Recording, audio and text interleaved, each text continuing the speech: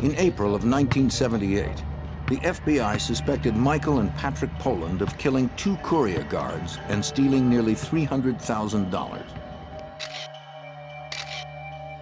After 11 months of investigation, agents did not have enough to convince a grand jury to indict.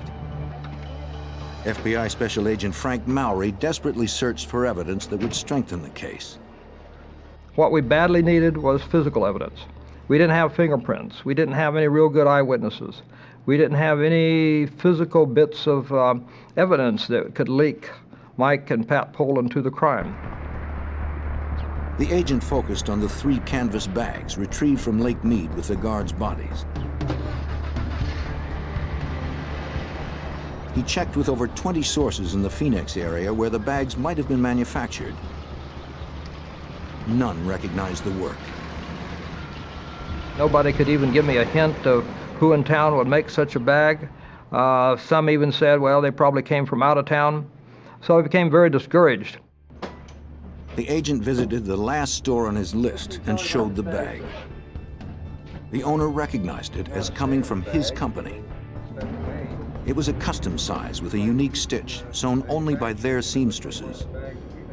He also identified the specially ordered cord purchased from a Georgia company. As far as the owner knew, his was the only shop in the area that made anything like it. He said, I will have in my record somewhere a receipt, because somebody would have walked in that door there and they would have said, I need to order so many bags, a certain length, a certain width, certain specifications. At the Phoenix FBI office, agents pored over hundreds of receipts covering years of business from the bag manufacturer. After almost a week, they found one receipt for 3 custom canvas bags dated 1 month before the robbery. They were sold to a man named Mark Harris. Agents had seen the name before on a receipt for a pair of tasers. They had found the voucher months earlier during a search of Michael Poland's house. Hold on a second, Frank. The FBI was further convinced that Mark Harris was an alias for Michael Poland. The canvas bag receipt connected the alias to the murdered guards, and cement dust in the pickup the brothers drove matched dust found in the bags. On May 17, 1978, after nearly a year of investigation, a federal grand jury returned an indictment for murder, kidnapping, and robbery against Michael and Patrick Poland. Gentlemen, these men should both be considered extremely armed. The FBI suspected that the Polands would not surrender quietly. They've both already killed 2 men that we know of. You got your route plan. You're going to be picking up Patrick. We're going to be picking up Mike. Check your weapons. Check your vests. Special Agent Stephen Chenoweth believed an armed confrontation was possible. It had to be very well and meticulously planned. The Polands were very violent. They had shown their violence. They had a strong propensity to, commit violence, as evidenced by the guards' fate. And one of the things that we absolutely knew we could not do was to arrest them while they were in the house. And we absolutely had to take them away from the homes. Agents feared the suspects would barricade themselves in their houses and shoot it out if they discovered they were going to be arrested. This guy, yeah. Agents waited for Patrick Poland to emerge. Yep.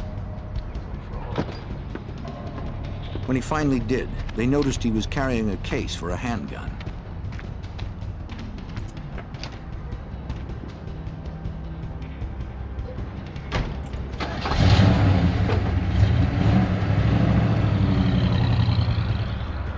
They tailed him for a safe place to make the arrest.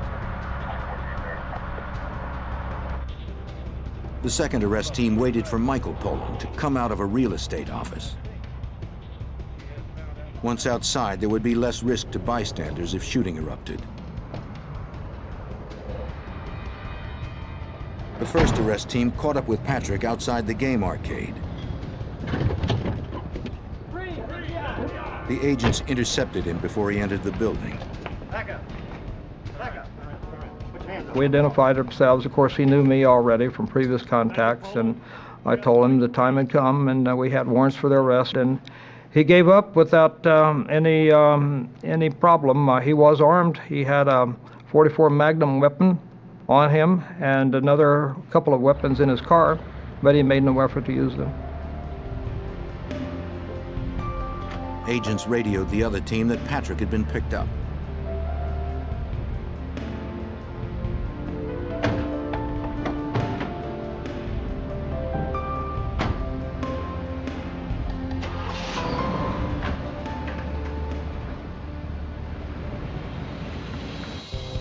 Michael Poland had been in the real estate office for almost 45 minutes.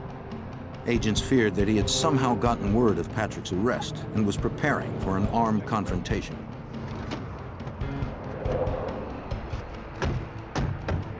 They decided to risk entering the building. Federal agents, please step back. Mike Poland, you're under arrest. The suspected murderer surrendered without incident. Cannot afford an attorney to provide one for you. You understand what I'm saying? Michael Poland refused to answer questions. He insisted his brother do the same. No fingerprints tied either brother to the murdered guards or the abducted van. Michael remained confident that the FBI case was weak